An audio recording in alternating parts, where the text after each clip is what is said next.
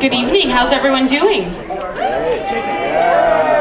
Thanks for joining us tonight. We're pleased to welcome our featured guest, and as a special treat this evening, here to introduce him is Lissa Price, the best-selling and award-winning author of the Starters series. Please welcome Lissa Price.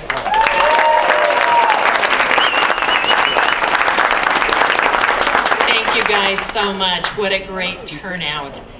I first met Jeff Garvin in New York at a cocktail party that was hosted by our literary agency. And I met his beautiful wife, Ami, and she told me they lived in Chino Hills. And I thought, well, I bet you Chino Hills does not have a good writing group.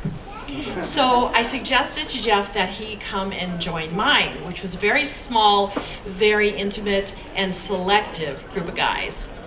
And of course, they loved Jeff. So Jeff joined us and he gave us a name because we didn't know we needed a name, and he called us the Lit Fuses. So that's where we are today, thanks to Jeff Garvin. So the process with our writing group is that we pitch what our next manuscript is going to be to the group to get feedback.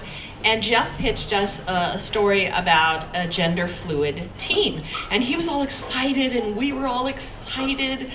And then we had to admit to him that we had no idea what gender fluid meant. So thankfully he explained it to us, as I'm sure you will learn tonight. And when he gave us the first pages, we were floored. It had amazing voice, but the dialogue was also crisp and sparkling, and the characters were like so funny and alive that it was sort of like they flew off the page and climbed into our hearts and minds. We just loved the way this book was going. And because it is the first time this subject matter is being dealt with in a young adult novel, I knew that it was also really high concept. And the combination of that great writing and the high concept, I knew this was going to be a big book.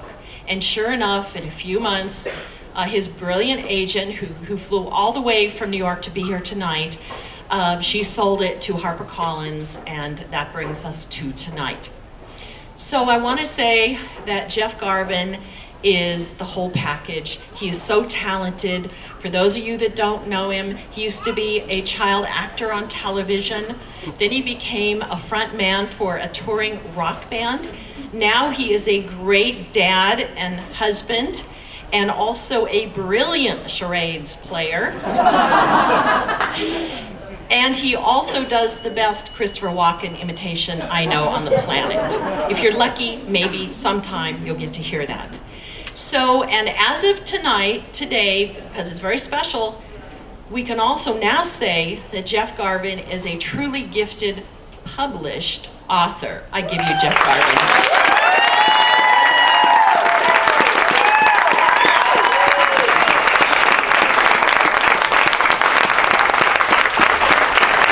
Thank you, Lissa Price. It didn't even sound like I wrote it. It was so off the cuff. And good evening, and welcome. I used to know how to work one of these. Yeah. Oh wow, it's amazing to see. Thank you all for being here. There's people from all over the place. I have family from San Diego. My amazing agent flew from New York to be here. I have a friend from Paris. Where are you, Adia? From Paris. And some of you even drove from the Valley, which blows my mind. Hi, how you doing? So I'll admit, I've practiced a lot of speeches in front of my bathroom mirror since I was a kid. Like I have an Oscar speech, it's very emotional. And then I have a Grammy speech, that one's a little more subdued because it's for the fans.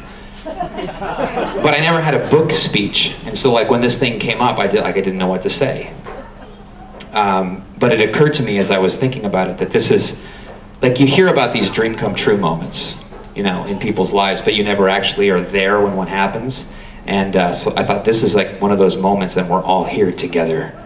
So I wanted to talk about dreams and how they come true.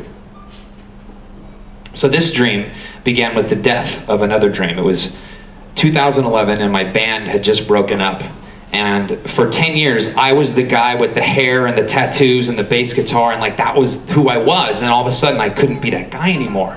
And I mourned that identity, the loss of that identity. But there was still a dream in there somewhere. And I could feel it tugging at me, but I didn't know what it was. So I went back to my pen and paper, and I made a list of all the things I'd ever wanted to be when I grew up.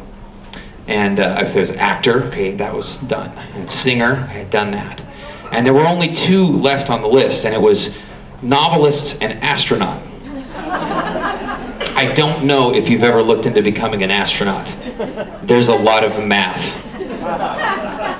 So I thought maybe I'll just watch Neil deGrasse Tyson on Netflix and write a book. So I called my friend Dan. Where are you? I see you. I called my friend Dan. And I go, Dan, I want to do this NaNoWriMo thing, National Novel Writing Month, where you write a 50,000 word novel in 1 month, 30 days. You write it all. I go, Dan, I want to do this NaNoWriMo thing. And he goes, great, go for it. And I go, no. I'm scared to do it alone. I want you to do it with me. And he goes, no, we're not doing that. We're not writing books. They'll suck. And I said, well, you're probably right, but I want to do it anyway. So somehow I convinced him, he relented, and April 1st we started typing, and 30 days later, we typed the end, and we exchanged manuscripts. And I'm here to tell you, as the one standing behind this lectern tonight, Dan was right, they sucked. But I didn't care, I had so much fun, I was lit up. I hadn't had to lug any gear, I hadn't had to corral anyone to come to a show, and I totally was just blissed. So I started writing another one. And this time it was an epic fantasy, because that's what I loved as a kid. I loved the Dragonlance books, I loved The Wheel of Time by Robert Jordan, and I still play Dungeons & Dragons almost every month. Sorry guys, February's out. And so I wrote this thing. It was 150,000 words, this giant bloated thing. And so then I sit down and I read it. And my experience was 70% of it really sucked. You ever get embarrassed when you're reading something? Like you're embarrassed for the person who wrote it? I was me, only I was reading it to myself alone. But 30% of it was pretty good. And I thought, oh my God. I had an epiphany. I know what's good and what's not good, and nobody had to tell me. That had never happened to me before. As an actor, I always had to have a director say, that was great, or maybe not so much. And as a songwriter, the band members would go, this song yes, that song no. But here I was, I'd written this thing and I knew which parts were good, so I figured all I had to do to write a good book was write something really long and then cut out the sucky parts. So, I wrote a third one. So, this is how it worked. I got up at 4 a.m. every day before work, and I wrote for 2 hours, and I wrote longer on the weekends. And for 18 months, I just wrote into the void. And what I mean by that is that I worked with no evidence of a future. I just wrote. And for anyone who's harboring a secret dream out here, that's what it takes. You have to write into the void. You have to write 1 year, maybe 2 years, or sing, or whatever it is you want to do without any feedback. Validation is important, but you have to do it for a while before you get any kind of professional feedback. Send it to your friends, send it to your mom. Your parents are going to love it. They love everything. But you have to do it for a while. So then I knew I didn't want to do the typical email agents. I wanted to meet people in person, so I started going to writers' conferences and pitching. That's terrifying.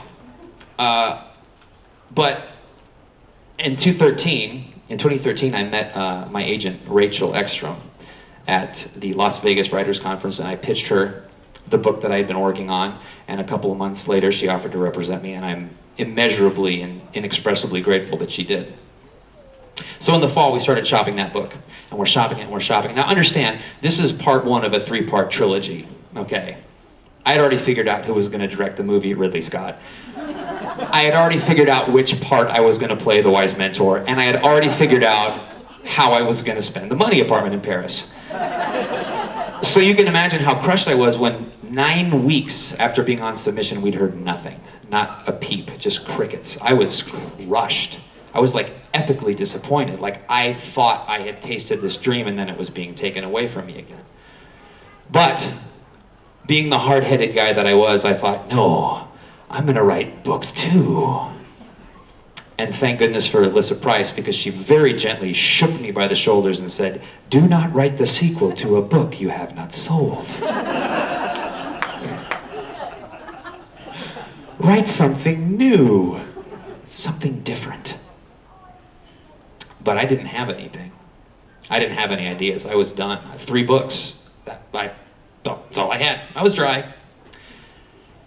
And then one day, I was in a car with some friends and some acquaintances, and the woman who was driving, let's call her Jane, brought up a court case that was pending in my county about a transgender student who was suing the school district for the right to use the locker room that aligned with their gender identity rather than their birth-assigned sex. And I thought, oh my God, this is going to be great. We're going to have this epic conversation about love and acceptance. And then Jane said, "Isn't that gross?" And I woke up the next day thinking about that student. I thought, what would it be like to go to school every day and have people see you for something that you're not? What would it be like to go to school the day that newspaper story came out? Everyone would be looking at you. Everyone would know. And I couldn't get that thought out of my head, so I sat down to write, and what came out was what eventually became Riley's first blog post. The first thing you're going to want to know about me is, am I a boy or am I a girl? And as soon as I wrote the sentence, I knew I didn't have the answer to the question. So in order to buy time while I figured it out, I put off making the decision about my main character's birth-assigned gender, because you do. But I figured it would come to me eventually, and in the meantime, I didn't think I could get 50 pages in without the pronouns forcing me into a corner. But then something unexpected happened. And I love it when that happens. When you're writing a song or you're writing a book or something unexpected happens, is that I got to know Riley, not as a boy character or a girl character or a transgender character, but as a human being. And I knew that that's the experience I wanted my reader to have. So I discovered, rather than decided, that Riley was gender fluid. And then I looked up and I was on page 51. And it occurred to me that maybe I didn't need to know, or even say, or even know what Riley's birth-assigned sex was to write a story that people might care about. And then my writing group, one member in particular, insisted, no, you can't reveal, that's the book, you don't reveal it. And I had serious doubts. I had serious doubts about the plausibility of sustaining a story with that big a secret. I had doubts about whether I could authentically write a character struggling with gender identity. But I'd always believed that it was never the author that chose the book, it's the book that chose the author. But here I was, and I was like, I'm pretty sure this book chose the wrong dude. But I handed in the first 51 pages to the writing group, and they liked it. They said, you should keep writing. And then they said, but is gender fluid a real thing? And that's when I knew I had to write the book. So dreamers and writers, if you're looking for a soundbite, this is the soundbite. There's always doubt. Always.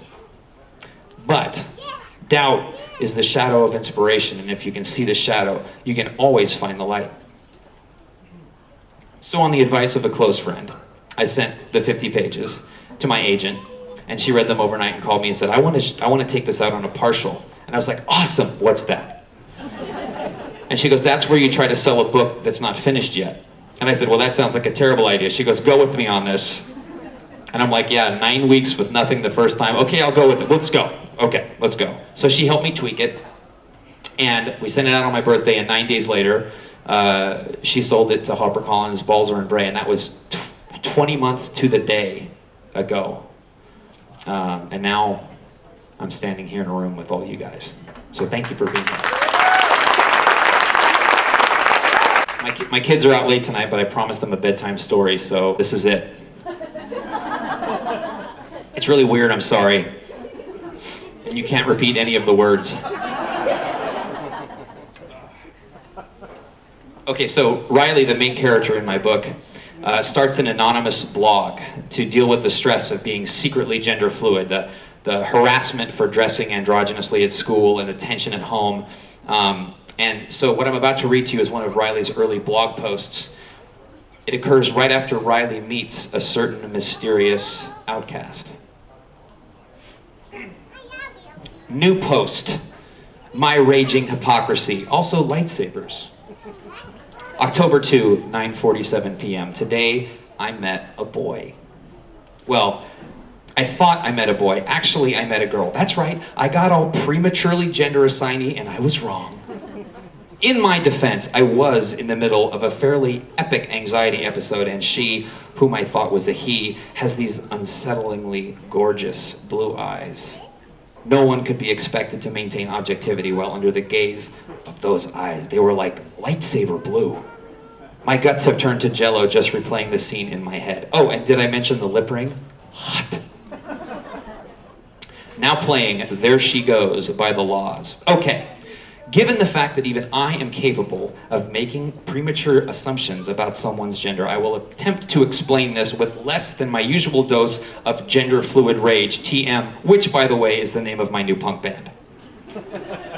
The point here is that somebody's gender expression, in this case, lip ring girl's goth boy vibe, doesn't necessarily indicate their gender identity. There are dudes who like to cross-dress expression, but are still 100% comfortable being dudes' identity, and vice versa. So even if you had X-ray vision, what you could see through my genes or not see does not determine my gender identity. Gender identity is not external. It isn't dictated by your anatomy. It's internal. It's something you feel, not something you see. And it can be way more complicated than just male and female. Some people like me slide on a continuum between the two. Some people, as I've learned via my pathological blog reading obsession, feel like neither or a third unnamed gender. I can't blame you for trying to categorize me. It's a human instinct. It's why scientists are, to this day, completely flabbergasted by the duck-billed platypus. It's furry like a mammal, but it lays eggs like a bird. It defies conventional classification. I am the platypus cuckoo-ca-choo.